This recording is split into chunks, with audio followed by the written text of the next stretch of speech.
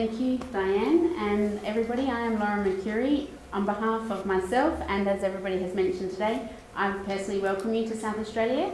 A few of you may have seen me at some previous workshops if you've already attended some of our workshops, but I'm delighted to share some key settlement information with you today.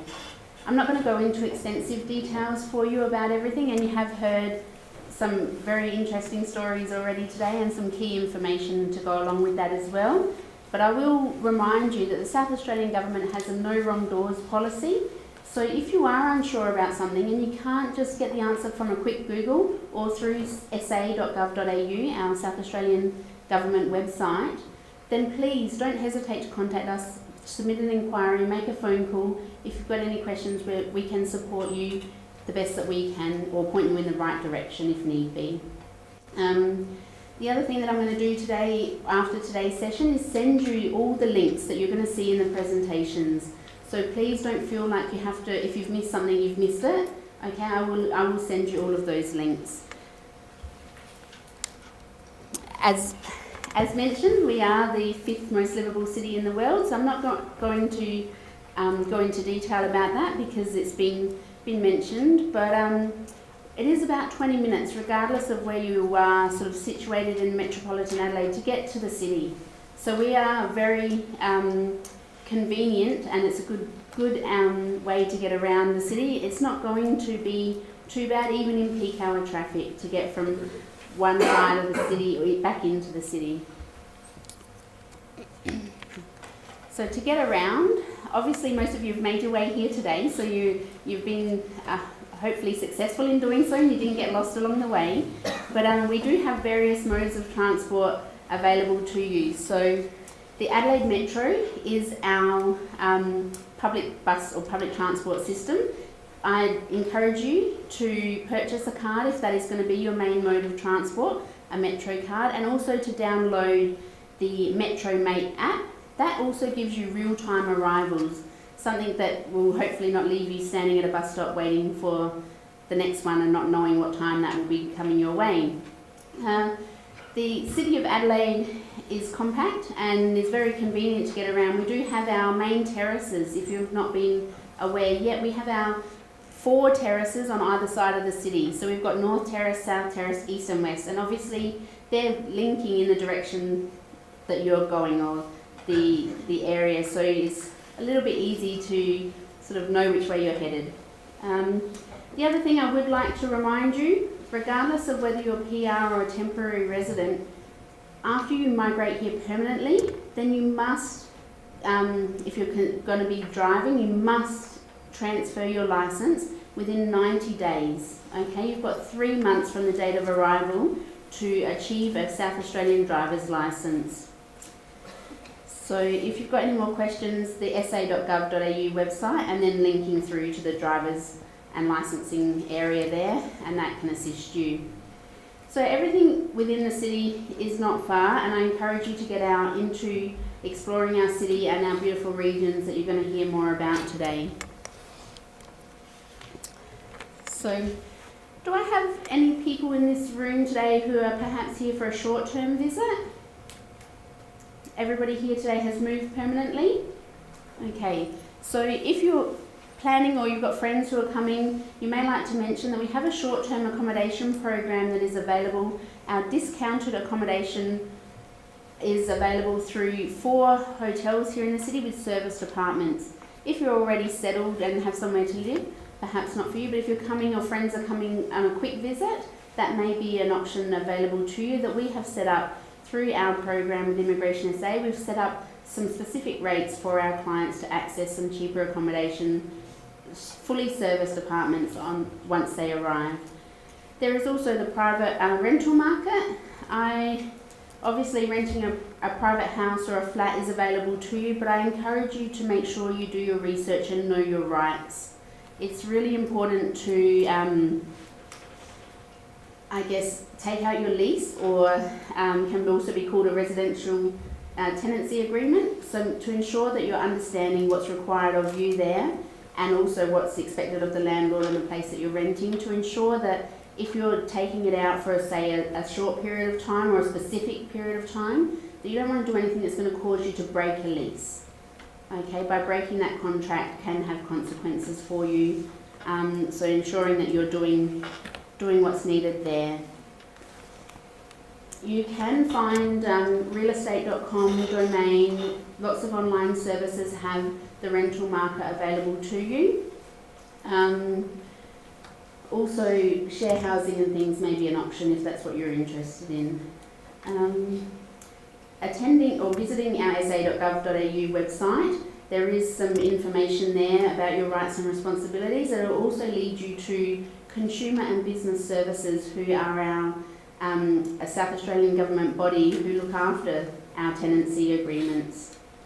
So, as mentioned previously, it's very affordable to live here in South Australia. So the median weekly rent price is around about the $380 for a house, while units are remain around the $295 at the moment. Now you may be wondering, how can I get a reference? This may be an issue that a few of you may encounter during this pathway. You may offer to pay several months' rent in advance. You've all agreed that or declared that you've got sufficient funds for your settlement process, but perhaps even consider personal references, community leaders or school references that you can provide. Essentially, the landlord wants to know that you are going to be able to meet the rent and that you're not going to damage their property.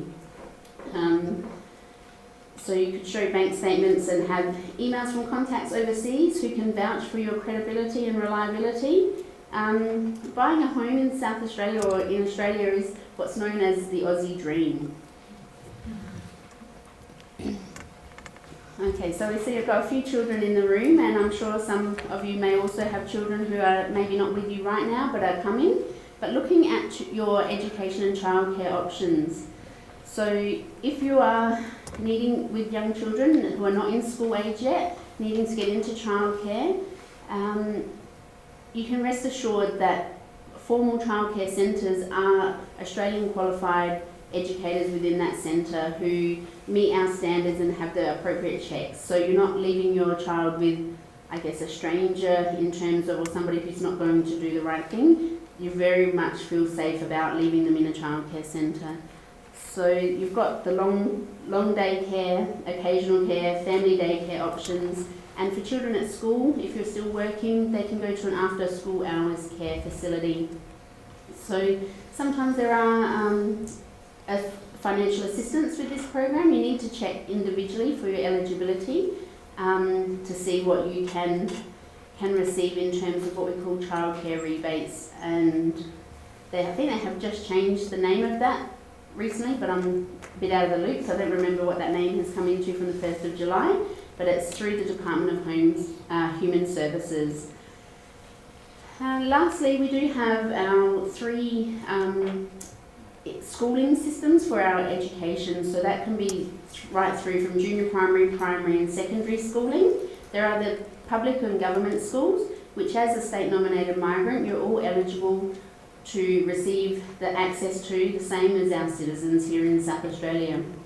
There are private schools, which are our Catholic education, and our independent schools, which obviously cost a little bit more being private, but of course you can access as well.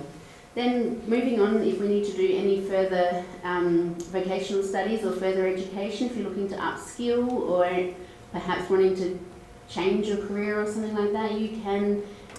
We've got our 4 major universities and hundreds of vocational education training providers, with TAFE SA being the government organisation for that.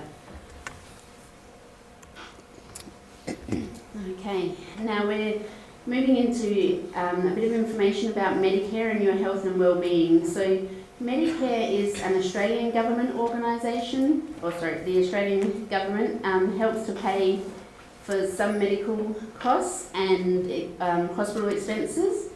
So under Medicare, some treatment and accommodation is free, but sometimes you do have to pay some gaps and things for allied services and specialists, etc. So generally, your 489, not generally, sorry, it's not general at all. If you're a permanent resident, you do have access to Medicare. You just need to go in there and show your passport. If you are a 489 visa holder, unfortunately, until you become PR, you are not eligible for Medicare. Under Medicare, you can perhaps be lucky sometimes to find a bulk billing doctor, so you will have no out-of-pocket expenses. For our 489 visa holders, and for other people, perhaps you may also like to consider taking out private health insurance. So there is implications on tax returns for people over the age of 30 if you do not have private health insurance. So something else that you should look into here in Australia.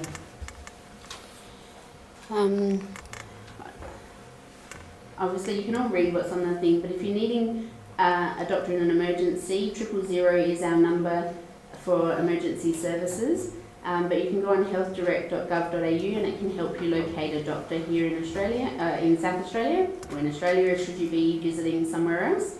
And then we do have our 4 major hospitals, plus a lot of regional ones, depending on where you're living. Okay, now the exciting part. This is the part that I really encourage you all to get out and get connected. Find out what's happening in your local community.